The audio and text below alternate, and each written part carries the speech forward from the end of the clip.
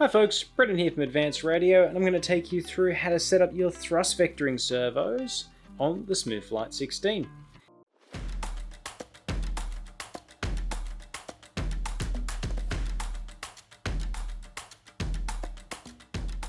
Quick and easy setup here. I've already done the basic setup, so I've got my ailerons, I've got my elevator, I've got my rudder here set up. I've also set up my gyro.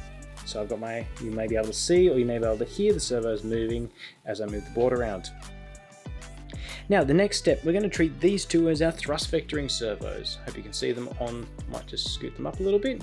So these two, this is going to be my rudder and this one's going to be my elevator. Regardless of the servos, the setup is exactly the same. So we've done our gyro setup, everything is all running the correct way. Now we're going to do our thrust vectoring setup. What we do is we go into our Smooth Flite page, we go into our advanced menu, we go into our vector switching page. This is our TX control channel, which is a channel where we can switch our vector to neutral, we can switch to normal gain, and we can switch it to vector boost for hovering, high alpha, 3D, that sort of thing. So for me, that's going to be this channel here, which I believe, this channel here, which is going to be 1, 2, 3, 4, 5, 6, 7, 8, 9, 10, 11. Channel 11 there. So what I'll do is I'll highlight where it says 0 on the TX control channel, and I'll dial this up to 11. Next, this is my vector servo output. So it's set to 0 at the moment, but this will actually be either SO1 through to S16. And you can have up to 4 vector servo outputs with the vector boost. Vector servo 1, I know, is going to be this cable here, which is connected to SO2. So I'll dial that up to 2. And this one, which is connected up here to SO9. So I will dial this up to number 9. Then what I'm going to do is, because I know everything's in the correct position, I'm going to actually hit the capture button. And you'll see that these values change from 1500 to 1502 and 1481. What that does is when I move my system, you'll see that everything's sort of moving there. If I flick my thrust vectoring switch off, everything still moves, but these have now gone to neutral. So if you want to do your nice actual point rolls, you can do that with our system.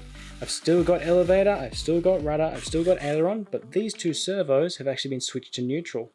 If I flick this to the middle position, I've got basic control of my thrust vectoring, and I've got basic gyro control.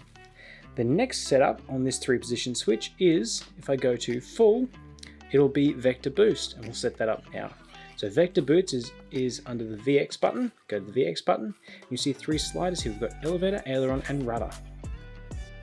Elevator, aileron, and rudder, they are our boost sliders. So because we don't have any ailerons attached to our vector boost channel, we've only got rudder, so we'll move our rudder all the way up and we'll move our elevator all the way up too. Now, when I move my board, I've got a lot of vector boost on these 2 servos and normal boost on everything else. Now, that still means that I can move those servos, but it means I have boost on these 2 servos as well for the gyro. So when you come into a hover, you've got extra boost on those 2 servos. So after we've done the vector boost on these 2 servos, just move them around to demonstrate, we can actually take it one step further. What we can do is we can assign our VGC channel, which is our variable gain channel. Now VGC can help you cut the gyro gain, so it can reduce it down, but it can also boost it up. So the way we do this is we go into our Smooth Flite page, we go into channel assignments, and our TX variable gain channel, or VGC, is this box right here.